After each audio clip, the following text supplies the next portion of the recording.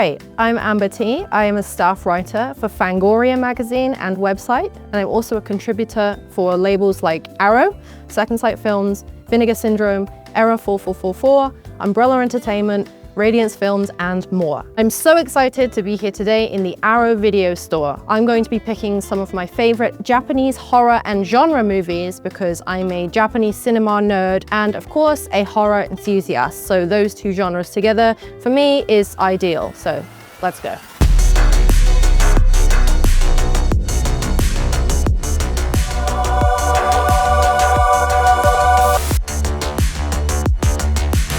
Where to start? Okay, I'm gonna start with what started it all for me.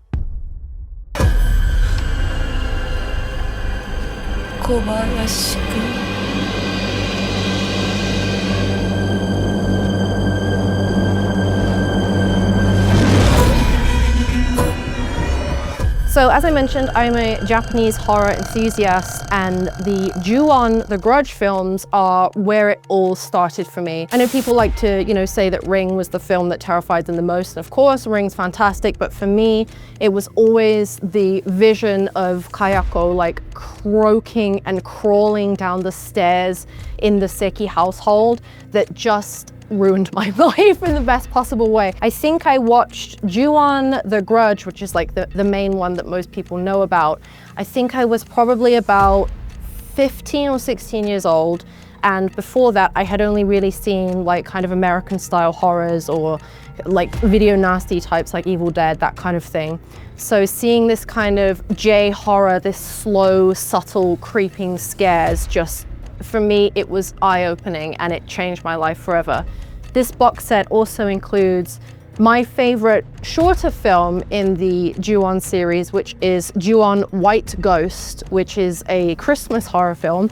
It's horrible, it's really scary, and it's one that I don't see talked about that much. So yes, highly recommend this one. Let's go for another box set.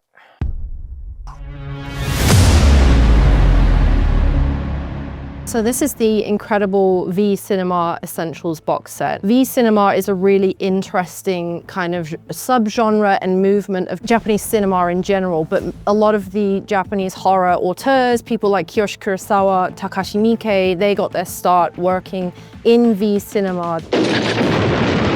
These kind of low budget, straight to video movies. In particular from this box set, a film called Stranger by the director Shunichi Nagasaki. It's about a female taxi driver who's being stalked through the streets of Tokyo. It's very, I would almost say giallo-esque in the way that, the killer's hands are always leather gloved and you never really see who it is, but it's got some of the most gorgeous cinematography of the streets of Tokyo at night that's just really stuck with me. It's a really great film if you're a woman and you're frustrated by the state of the world and never being taken seriously as a woman. It's a very cathartic watch. And I always compare it to Banmei Takahashi's film Door, because it's kind of that same era and that same genre, kind of like the domestic thriller type film. So yeah, Stranger, but especially from this box set. Okay, I'm gonna go for Rampo Noir.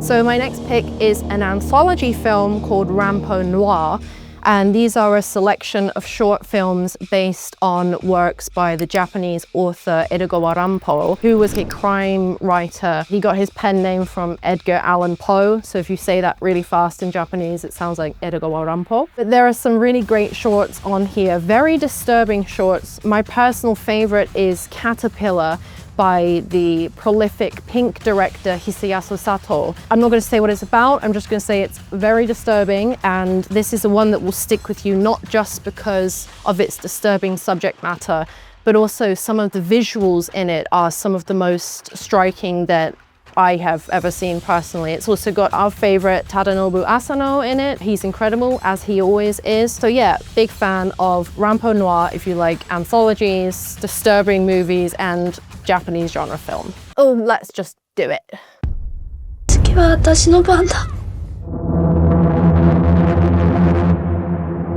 Okay, so I have to admit I'm biased because I did contribute to this box set, the J-Horror Rising box set. But aside from that, I think this is an incredible starter pack for anyone who is looking to get into Japanese horror and has, you know, watched the classics, has watched Ring, has watched Ju-on, has watched Pulse.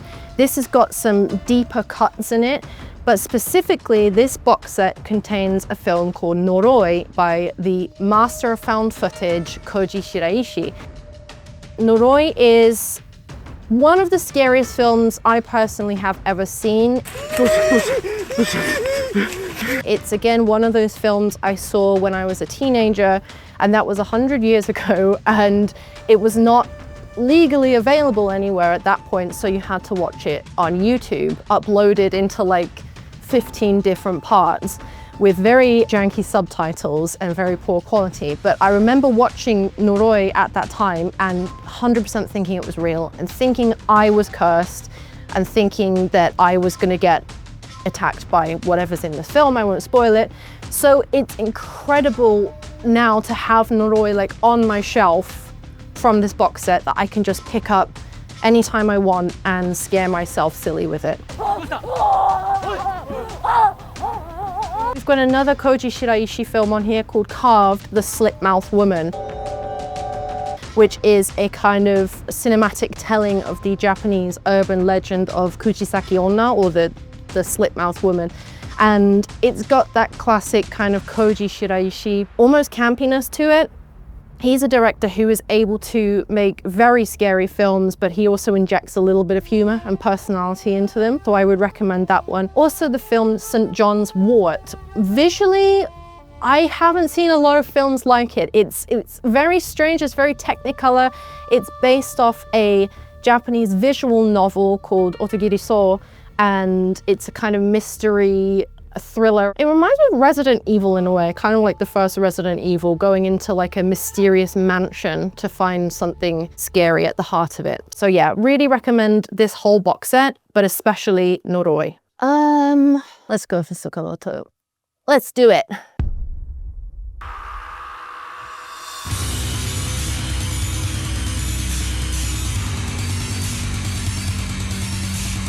So this is the Solid Metal Nightmares box set, films of the prolific Japanese director Shinya Tsukamoto. If you have seen any of his films, you've probably seen Tetsuo the Iron Man, which is one of my personal favorite films of all time. It is an assault on every one of the senses. It's a solid metal nightmare. It is an amalgamation of flesh and metal and insanity and screaming, but it also has a lot to say, I think, about trying to literally just exist in the modern world and trying to exist like under capitalism and just trying to get by in the workforce. Aside from Tetsuo the Iron Man, one of my favorite Tsukamoto films in this is a film called Kotoko, which is it's not a horror film per se, but it is a very disturbing film about a woman who believes that she can see doppelgangers.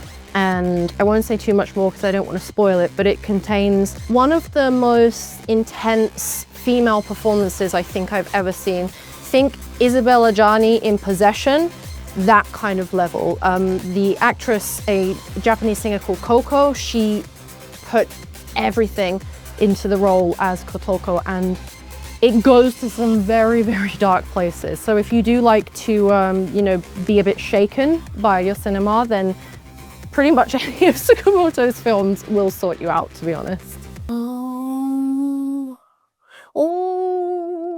let's do Pulse, that's a classic. Okay, let's do Pulse. Why not?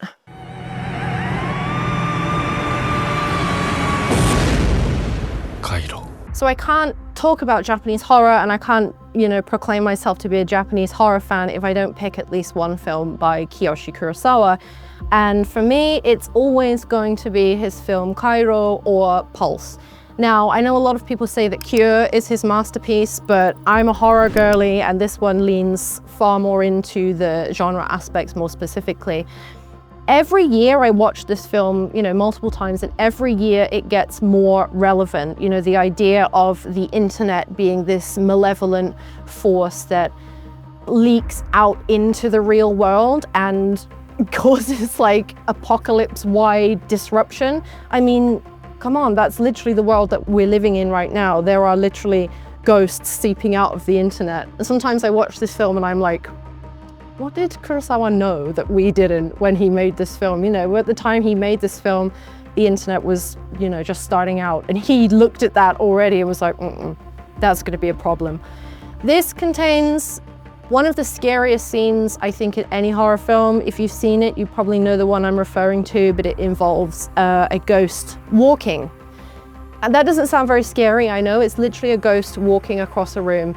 But it's the way that the ghost is walking. It's the most uncanny, unnerving display of physicality. I'm not going to do it now because I will freak myself out. But the way that this ghost walks across the room has stuck with me for literally over a decade. It's something that if I wake up in the middle of the night and I have to go and use the bathroom and I think about that ghost, I have to turn like every light on in the house. So yeah, if you like your horror dark and disturbing, then you gotta go with Pulse. I'm gonna do Tomie. I don't think enough people talk about Tomie.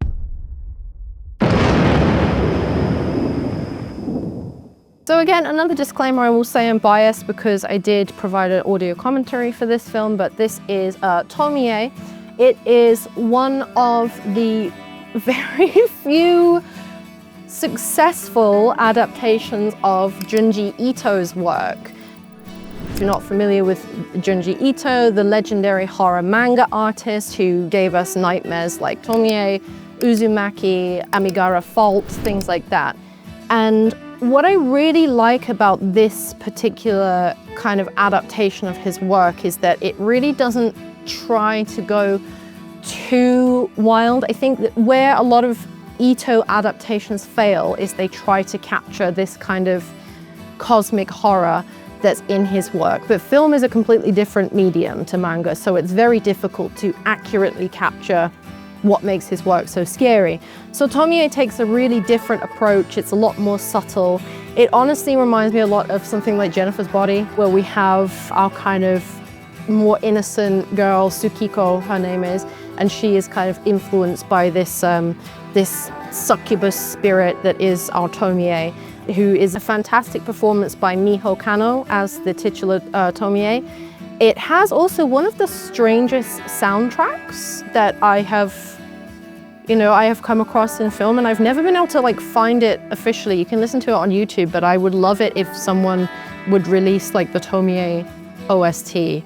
So Arrow, if you could do that next, please, that would be great, thank you. So I highly recommend all of those picks, and thank you again very much to Our Video for having me. And remember, you can get all of your horror news at fangoria.com, and Fangoria is now available to buy in the UK, so make sure you get on that. See you later.